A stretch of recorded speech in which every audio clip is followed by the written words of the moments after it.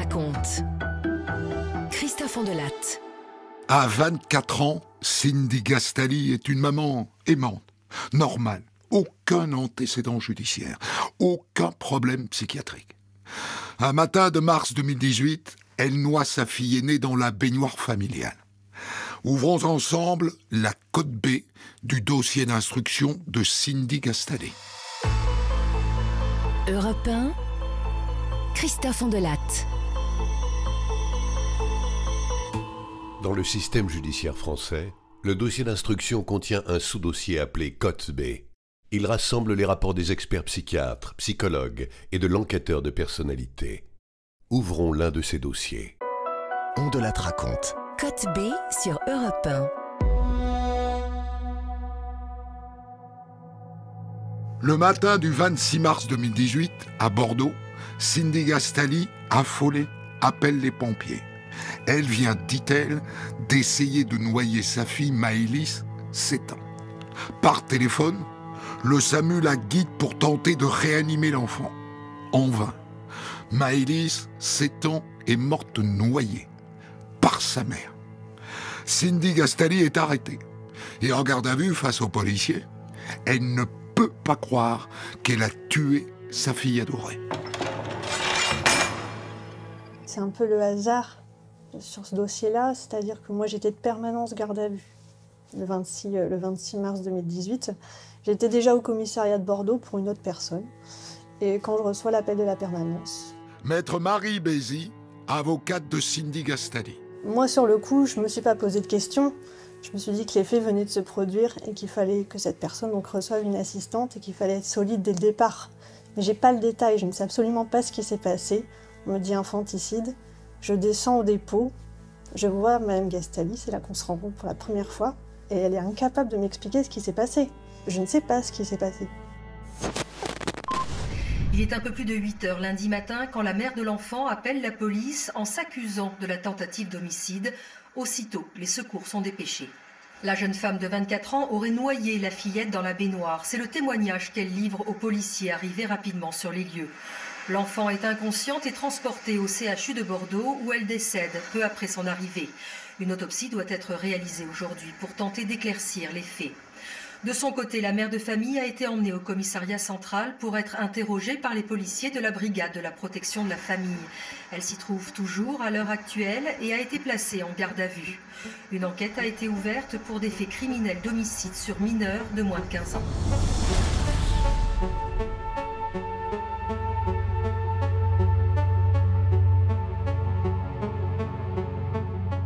Je ne sais même pas à qui m'attendre, je ne sais même pas quel âge elle a. Donc je ne sais pas du tout, je m'imagine plein de choses. Finalement, ça peut être tout un tas de profils différents. Et je vois arriver une femme très jeune, parce qu'elle avait 24 ans au moment des faits. Je vois arriver une femme très jeune, mais sonnée, véritablement sonnée. Ça se lisait sur son visage. Moi, la première chose dont je me souviens ce jour-là, c'était de me dire j'ai vu une maman qui venait de perdre son enfant et qui n'y croyait pas et qui était dans une phase de deuil. Elle est sonnée, elle est en deuil, mais c'est un deuil immédiat. Donc c'est un deuil encore du mal à réaliser. Et ce qu'elle a fait et ce qui s'est passé.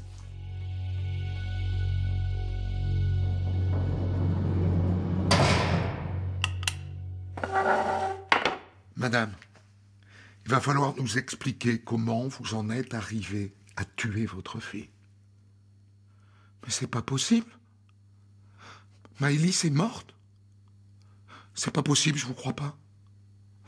Je lui ai fait du bouche à bouche, pourtant j'ai tenté de la ranimer comme les pompiers me disaient au téléphone. C'est pas possible, enfin appelez l'hôpital. Vérifiez, s'il vous plaît.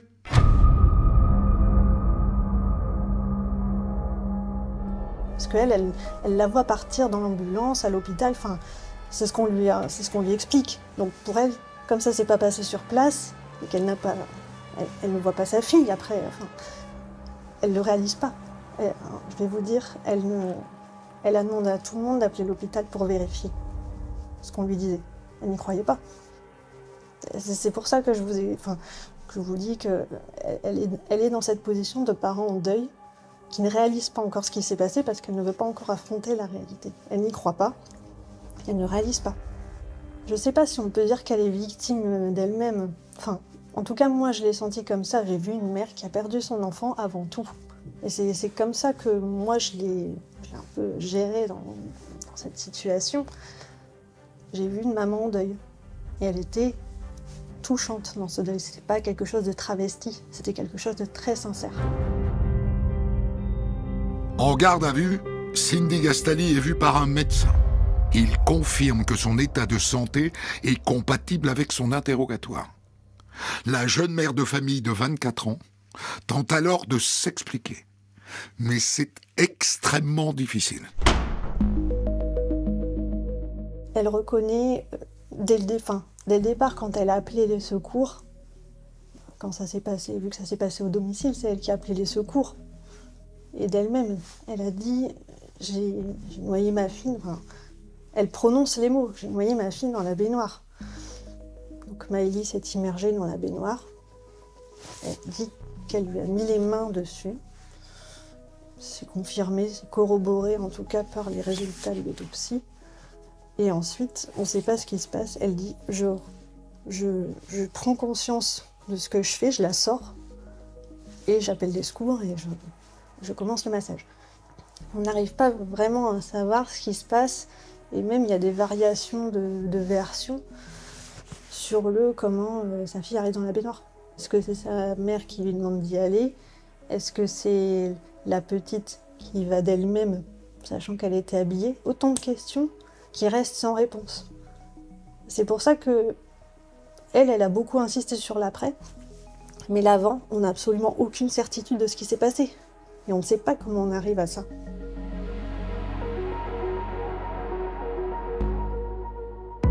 Plongé dans l'esprit des plus grands criminels, Ondelat raconte. Côte B sur Europe 1. Christophe Ondelat.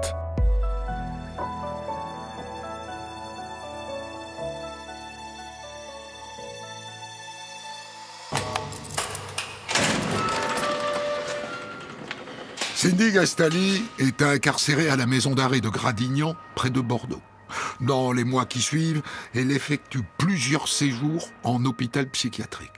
Mais quand l'expert psychiatre missionné par la juge d'instruction la rencontre, elle est de retour en prison. Alors, ce n'est pas une affaire forcément très médiatique, c'est une affaire du quotidien que l'on rencontre assez fréquemment, malheureusement. Docteur Paul Bonan, expert psychiatre. Elle a été mise en examen en mars 2018 et moi je l'ai rencontrée en octobre 2018 alors qu'elle était incarcérée à la maison d'arrêt de Gradignan.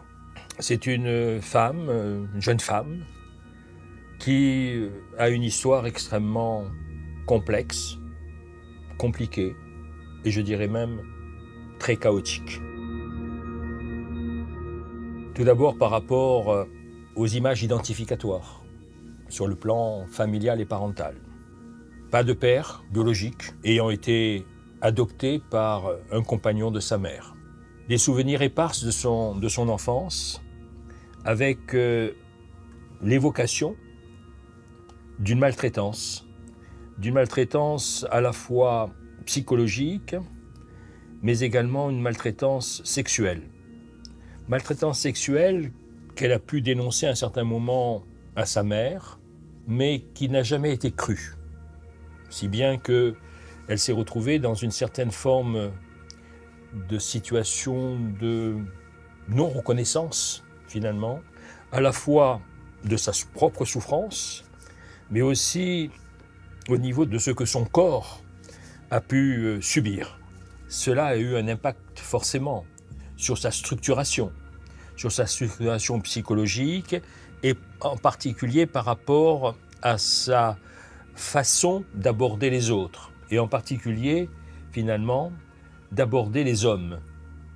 D'aborder les hommes parce qu'on va s'apercevoir que son histoire est faite de rencontres un peu désordonnées, dans une forme finalement de mise en danger, avec des relations sexuelles le plus souvent non protégées, et donc avec des événements qui sont apparus pour elle comme banaux, avec de nombreuses interruptions volontaires de grossesse, et ce, dès l'âge de 14 ans. Malgré une relative stabilité ces dernières années, avec un compagnon dont elle dit qu'il est très amoureux d'elle, elle n'a jamais eu une véritable confiance vis-à-vis de l'homme en général, si bien que dans cette vie de couple apparemment apaisée, elle fait de multiples rencontres et a de multiples amants. Et elle va se retrouver ainsi dans des situations de plus en plus complexes et compliquées sur le plan personnel, y compris encore une fois avec des interruptions volontaires de grossesse répétées.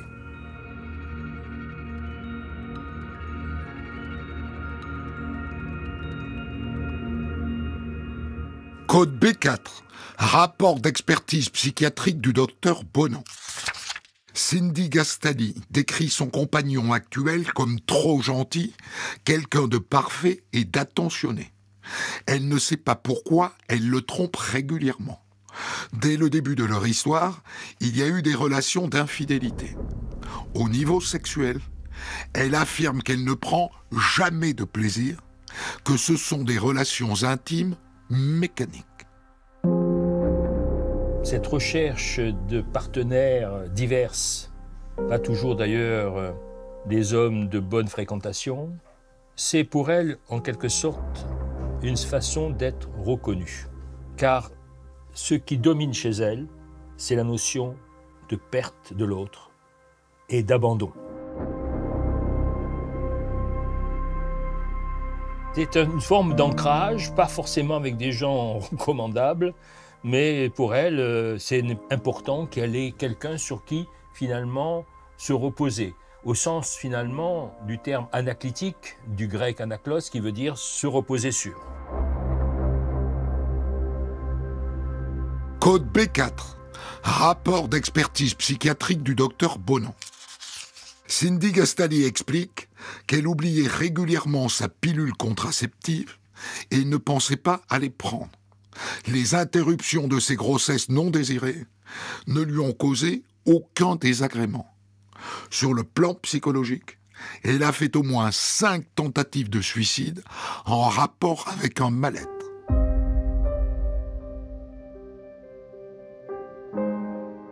Elles sont fréquentes, mais ces tentatives de suicide, on peut les mettre pratiquement en parallèle, je dirais, avec les interruptions volontaires de grossesse. Je veux dire par là que c'est, si vous voulez, il y a un balancier, soit tentative de suicide, soit interruption volontaire de grossesse.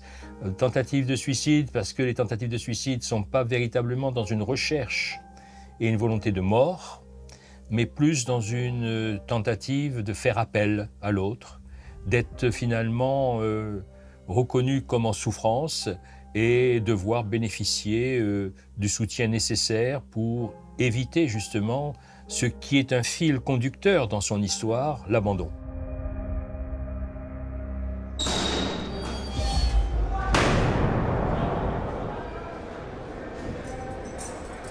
Je l'entendais arriver à la démarche, en bruit des chaussons un peu sur le sol. Donc je savais qu'elle arrivait. Puis des fois, elle demandait « Mais qui est-ce qui vient me voir ?» Je dis « Ah, c'est Maître Bézi, c'est votre avocate. »« Ah, je suis contente de la voir. » Voilà. Maître Marie Bézi, avocate de Cindy Gastali. Donc je la vois très souvent. Et une fois passées les premières semaines après cette mise en examen, elle revient un petit peu sur les faits, mais on n'en parle plus trop finalement.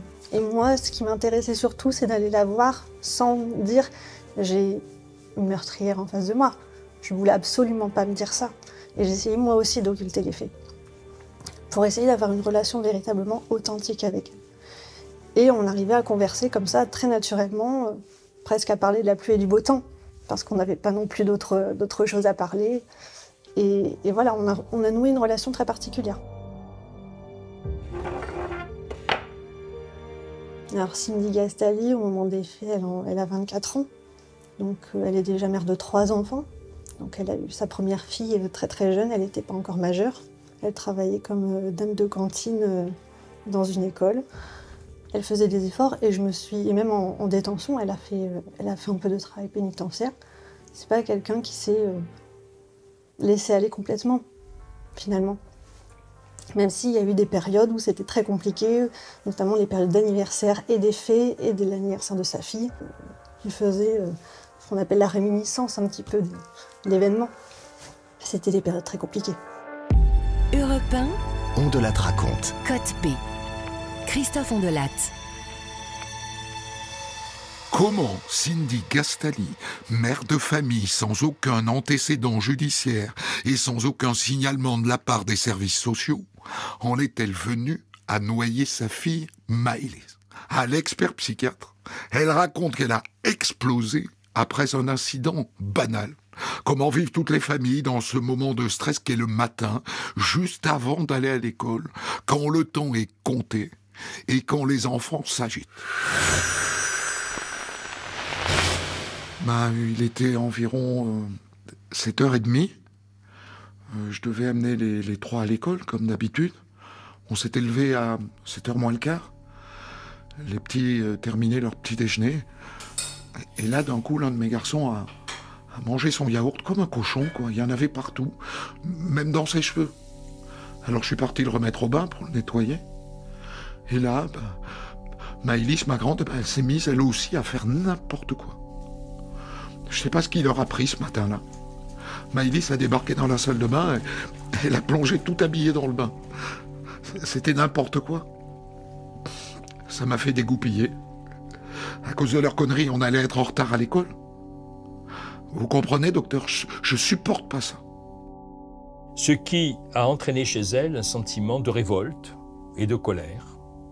Ce qui l'a amené à finalement poser sa main sur sa tête et à l'enfoncer dans l'eau de la baignoire jusqu'à ce que mort s'en suive malheureusement.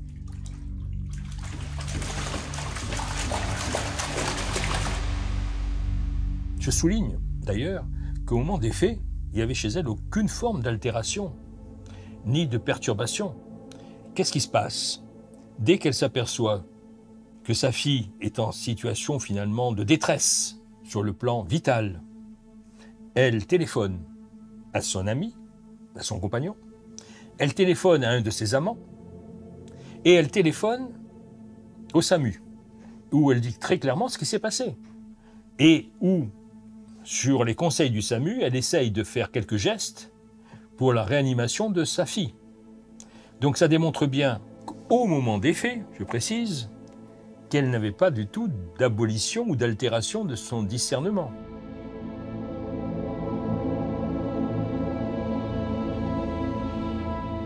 Code B4.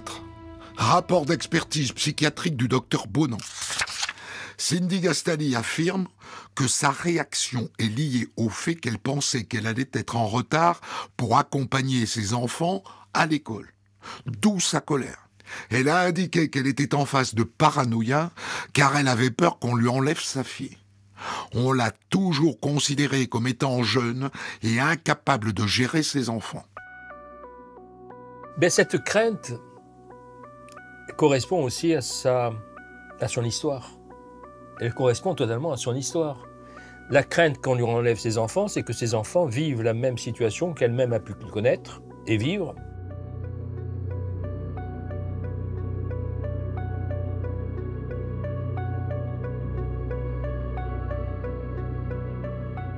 C'est la boule de neige, c'est la goutte d'eau qui fait déborder le vase, et pour moi, après, on débouche sur un coup de folie, littéralement. Maître Marie Bézy, avocate de Cindy Gastali. Elle dira en procédure qu'elle était stressée, qu'elle était très angoissée. Mais après, c'est vrai qu'on a du mal à faire le lien avec une angoisse plus ou moins importante, aussi fondée puisse-t-elle être, et le fait d'en venir à un geste ultime, un geste létal. Il y a quand même un fossé, je dirais. Mais moi, je l'ai vécu, j'ai interprété comme véritablement un coup de folie. Il y a un peu cet effet cocotte minute qui fait qu'à un moment, ça explose. Et on n'arrive pas à se l'expliquer. Et je pense que c'est d'ailleurs pour ça qu'elle n'a jamais réussi à l'expliquer elle-même, et donc à quiconque. La crainte de Cindy Gastali de perdre ses enfants est totalement injustifiée. Les services sociaux n'ont jamais été saisis de cas de maltraitance de sa part. Moi, je dirais que c'était une bonne mère. Et tous les témoignages vont le dire d'ailleurs, ses enfants étaient toujours tirés à 4 épingles. Je pense qu'elle aurait pu se saigner pour ses enfants, véritablement. Mais bon, des fois, vous avez des enfants, 3 enfants, c'est turbulent. Et puis bon, elle prenait des remarques parce qu'ils font du bruit. Mais elle le prenait personnellement. D'où sa crainte après exacerbée du placement de ses enfants alors qu'il n'en a jamais été question, absolument pas. Il n'y a pas de procédure d'ouverte, les services sociaux ne sont pas saisis d'informations préoccupantes à ce niveau-là. Et donc il y a tout un cinéma qui se fait par rapport à ça. Elle monte tout ça en épingle et elle est vraiment mal dans sa tête. Et je me dis, quelque part, on est responsable aussi de ce qui s'est passé parce que maintenant on place des enfants pour beaucoup moins que ça. Et elle avait peut-être besoin d'aide parce qu'elle n'avait pas les clés pour certaines choses, parce qu'elle était très, très stressée, très angoissée, toujours à penser qu'on allait lui retirer ses enfants. C'est quelque chose qui revenait très souvent. Et je me dis que c'est quelqu'un qu'on aurait pu aider avant, peut-être qu'on aurait pu éviter ce drame. Et je lui ai dit, vous savez, je suis aussi maman, je peux comprendre des choses. Enfin, bon, j'en ai pas 3, mais j'imagine ce que c'est d'en avoir 3. Je dis, bon, effectivement, on peut se sentir débordé, mais il ne faut pas hésiter à appeler à l'aide. Moi, c'est ce que je retiens. Que c'est pas une personne qui avait un mauvais fond, c'est quelqu'un peut-être qui, par des manifestations qu'on aurait pu considérer comme problématiques, peut-être demander de l'aide, que personne ne lui a accordé. Ordonnance de mise en accusation de Cindy Gastali. En août 2016, un des jeunes fils de Cindy Gastali était victime d'un accident domestique. Après être resté sans surveillance près de la baignoire, il était retrouvé sous l'eau. Cet accident n'avait eu aucune conséquence vitale pour l'enfant. Depuis, il était suivi mensuellement par la PMI.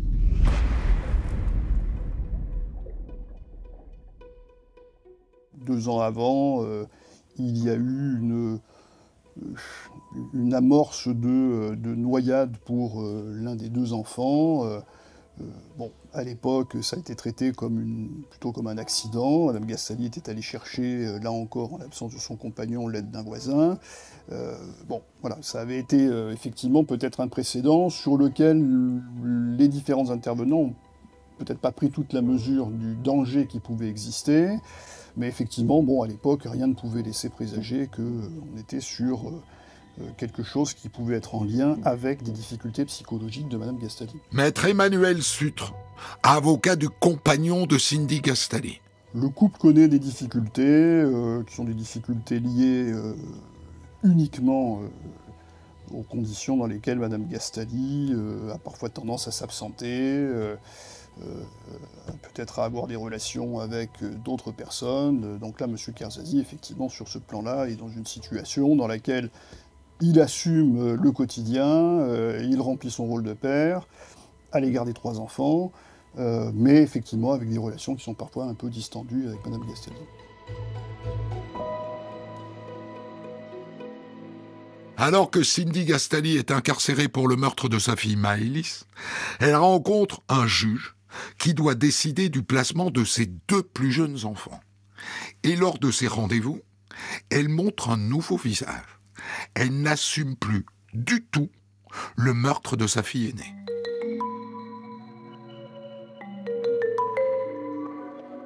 J'ai notamment le souvenir d'une audience un peu compliquée avec une Madame Gastali qui était difficile à gérer, parfois semblant incohérente, parfois délirante, un discours accusateur, par exemple à l'égard de M. Kerzazi, laissant entendre que finalement c'était lui qui pouvait être le responsable du drame qui était intervenu. En tout cas, ne revenant pas sur elle et en n'ayant manifestement, ou en tout cas en faisant mine de n'avoir pas connaissance ou conscience de ce qu'elle avait pu faire. Donc il y avait une espèce d'abstraction sur les faits dramatiques qui nous tenaient tous. Elle n'était pas en situation de responsabilité. Donc tout ça a été tourné vers l'extérieur et surtout pas vers elle. Voilà. Quelques semaines avant le début du procès de Cindy Gastali, comme c'est la règle, le président de la cour d'assises de Gironde rencontre l'accusé. Et là, il est stupéfait. Cindy Gastali lui paraît complètement folle. Alors il demande à un psychiatre, le docteur Paul Bonan, de l'expertiser à nouveau. Il veut savoir si, avec une accusée dans cet état, le procès peut se tenir ou pas.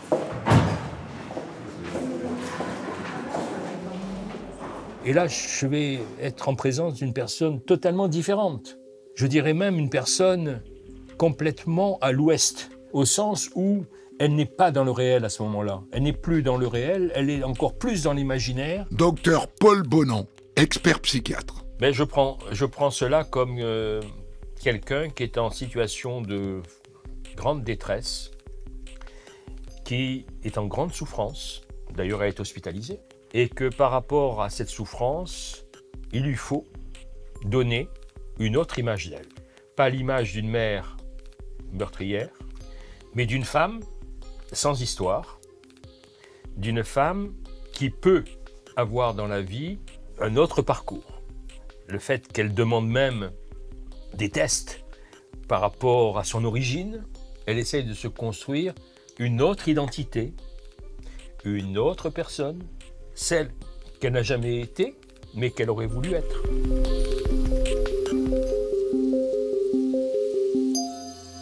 Code B22. Second rapport d'expertise psychiatrique du docteur Bonan.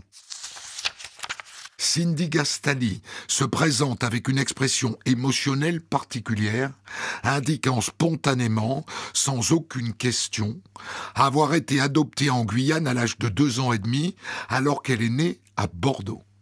Elle dit être en souffrance morale. Elle ne comprend pas pourquoi elle a été incarcérée, car on ne peut rien lui reprocher, n'ayant rien fait de répréhensible. On perçoit chez elle une très forte charge d'angoisse en rapport avec sa prochaine comparution devant la cour d'assises de la Gironde.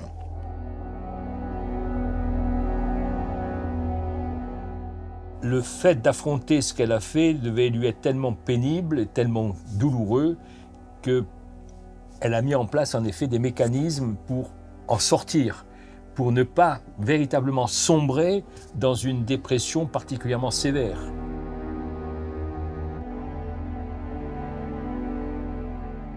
Elle est dans la protection, elle peut pas accepter finalement d'être comme on l'aperçoit et comme elle a pu être et comme finalement tous les éléments vont la juger.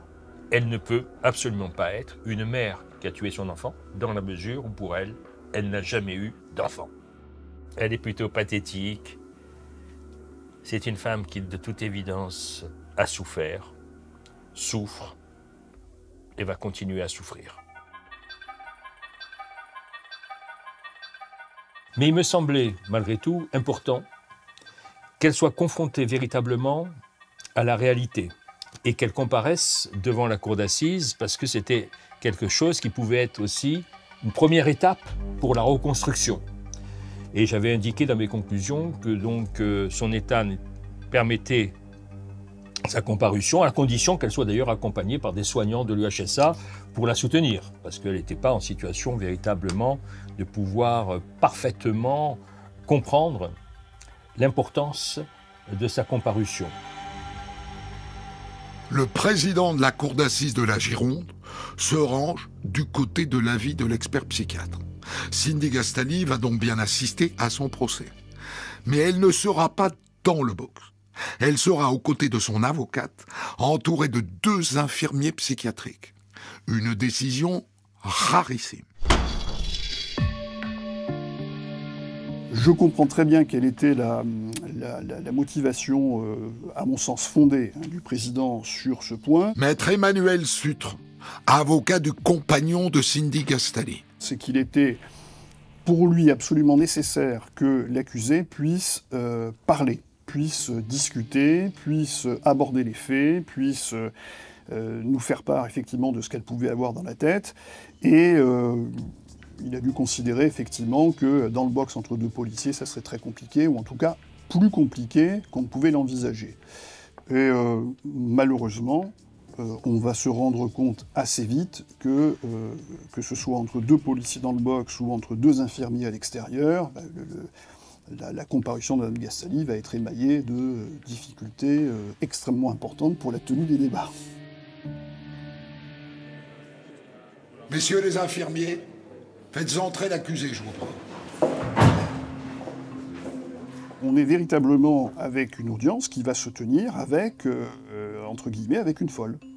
C'est-à-dire qu'il ne lui manque que l'entonnoir sur la tête pour faire du mauvais humour. C'est-à-dire qu'on va se retrouver avec une accusée qui va tout de suite, dès sa première audition, partir avec des cris, des vociférations, nous expliquer qu'en fait, elle est morte plus tôt, qu'elle est la résurrection de quelqu'un d'autre. Enfin, donc avec des propos totalement délirants, sur un ton fait de hurlements et de cris, et avec donc quelqu'un qui est dans l'incapacité, ou en tout cas dans la volonté, de ne répondre à aucune question.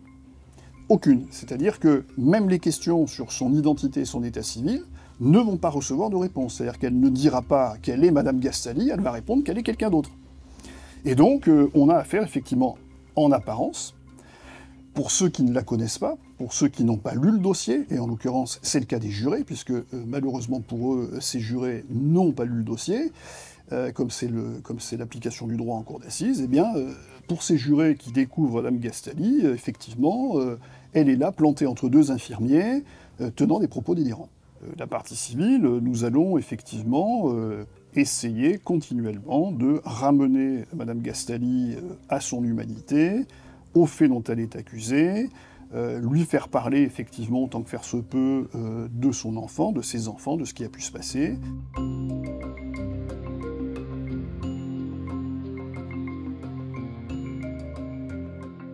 Ça va être extrêmement compliqué. Un mur complet, c'est-à-dire qu'à aucun moment, Mme Gastali ne va effectivement tout simplement évoquer l'existence même de sa fille, parler de sa fille. À aucun moment, nous n'aurons la moindre explication, la moindre réflexion, le moindre regret, rien. Rien. Il n'y aura absolument rien. C'est-à-dire qu'on a affaire à quelqu'un qui est dans la négation complète et dans l'incapacité de pouvoir s'expliquer. Au troisième jour de son procès, Cindy Gastali ne va pas mieux. Au président qui la salue, elle répond « Bonjour. Bonjour, monsieur le président de la République. »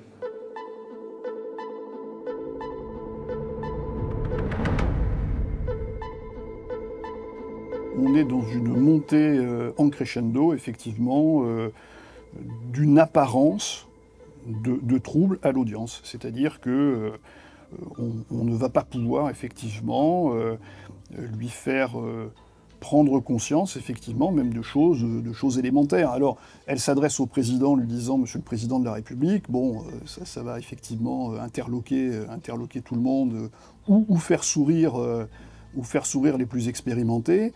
Bon, je garde de cette audience un souvenir assez mitigé, parce qu'effectivement, je le dis hein, jusqu'au bout, je pense que nous aurons tous douté de l'existence d'un trouble complet chez l'accusé, en nous disant elle n'était certainement pas folle au moment des faits, elle l'était peut-être au moment de l'audience. Voilà, c'est la question qui s'est posée à nous, c'était celle-là.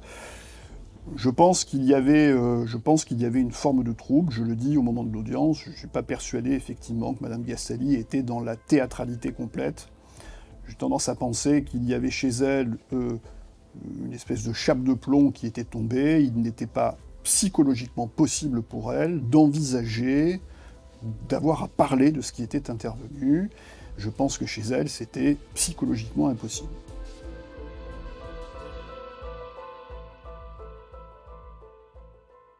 C'est éprouvant, parce que je garde à l'esprit la personne que j'ai assistée dès le départ.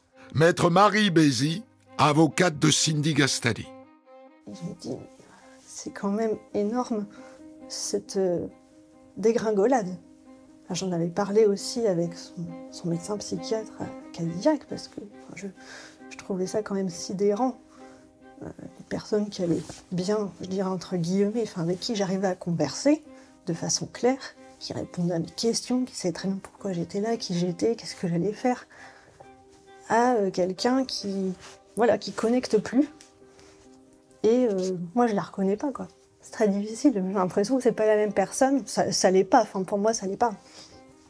Dès le premier jour d'audience, je vois que ça va pas aller. Le lendemain, avant que ça reprenne, je vais voir l'avocat général, je vais voir le président. On peut pas continuer dans ces conditions. Est-ce qu'on rend bien la justice? Est-ce qu'on peut considérer que le procès est correctement mené? Enfin, je remets pas en cause les compétences des uns et des autres. Hein. C'est pas du tout le but. C'est est-ce que pour les victimes, est-ce que pour les gens qui sont là, qui assistent à l'audience, est-ce qu'on peut se satisfaire de rendre la justice à l'égard d'une telle personne, dans cet état-là?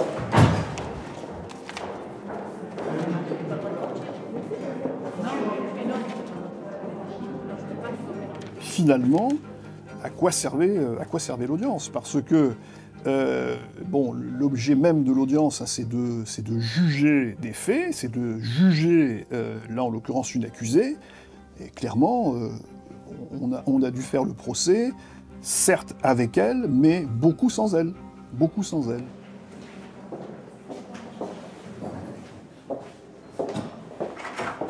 Mesdames et messieurs, la Cour.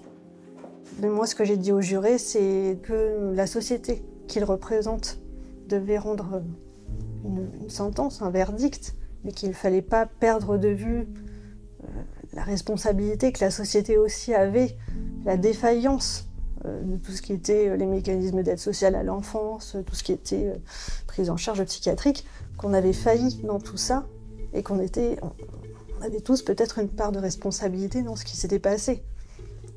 Et je leur ai dit, moi, la première chose que j'ai vue, c'était une maman en deuil.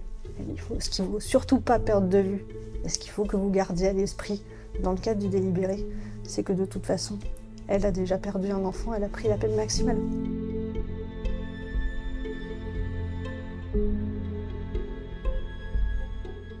Après 4 heures de délibéré, Cindy Gastali est condamnée à 25 ans de prison, dont les 2 tiers assortis d'une peine de sûreté. Son autorité parentale sur les 2 enfants qui lui restent lui est retirée.